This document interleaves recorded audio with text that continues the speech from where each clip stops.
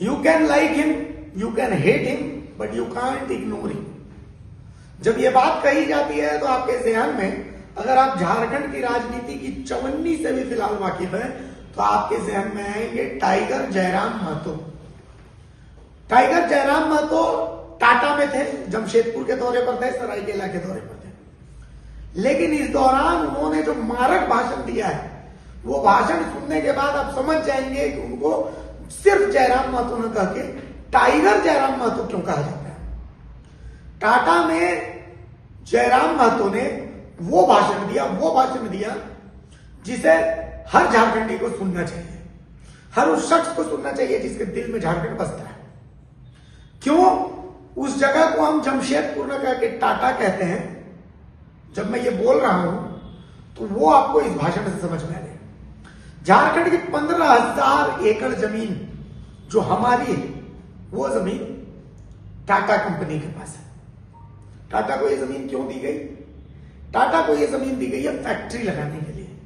Factory के बदले हमें रॉयल्टी मिलनी चाहिए, हमारे लोगों को रोजगार मिलना चाहिए, यही तो डील होती है, इसीलिए तो जमीनें दी जाती है।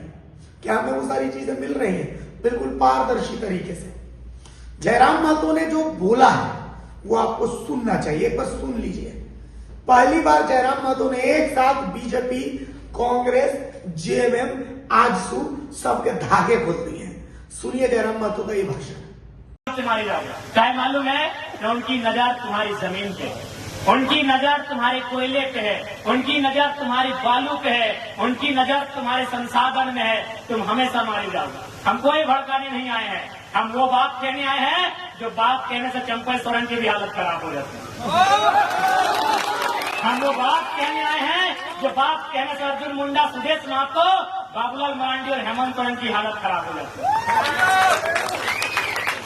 कौन मांगा है टाटा से हिसाब? हम टाटा से हिसाब मांगने आए हैं कि हमें 15,000 एकड़ जमीन का हिसाब दीजिए। हमारे बाप दादाओं ने आपको 15,000 एकड़ जमीन दिया है, आपने मात्र 3,000 एकड़ में काम किया है। बाकी में हम लैला मजनू के पार्क बनाने जमीन नहीं दिए हैं। हमने रियल एस्टेट को देखने के लिए जमीन नहीं दिया है।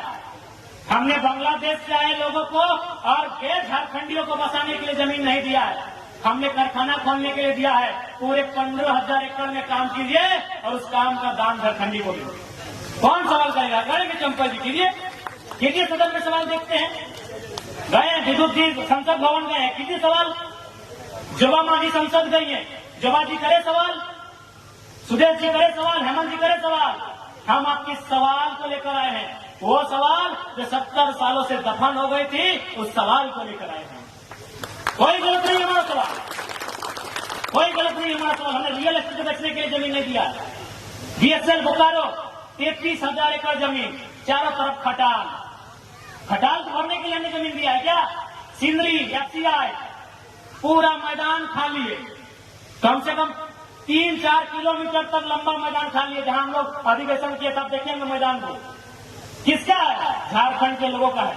52 गांव, लगभग 52 गांव उजड़े हैं सिंदरी में, उनका जमीन है। तो चाहे नहीं सवाल होगा, आपकी हैसियत जितना थी उतना जमीन रखिए, नहीं तो वापस कीजिए। कभी हम मानेंगे ये किसानों का देश है, कभी मानेंगे ये महात्मा गांधी का देश है, कभी मानेंगे ये भगत सिंह का देश है, और नहीं तो चीख के कहेंगे। तो अब जब आप ये भाषण सुन चुके हैं, जयराम महतो ने उस मुद्दे पर बात की जिस मुद्दे पर बात होनी चाहिए, लेकिन कोई बात नहीं करता। और पहली बार जयराम महतो ने बांग्लादेशी घुसपैठ पर भी कही है। उन्होंने कहा कि हमने आपको जमीन बांग्लादेशी घुसपैठियों को बसाने के लिए थोड़ी दी है। इस बात से उनका निशाना कहाँ है आप समझ लीजिए। तो कुल मिलाकर के बहुत मारक भाषण दिया है जयराम महतो ने, और इस भाषण की गूंज जमशेदपुर के आसपास के इलाकों में बहुत लंबे समय तक सुनाई देगी।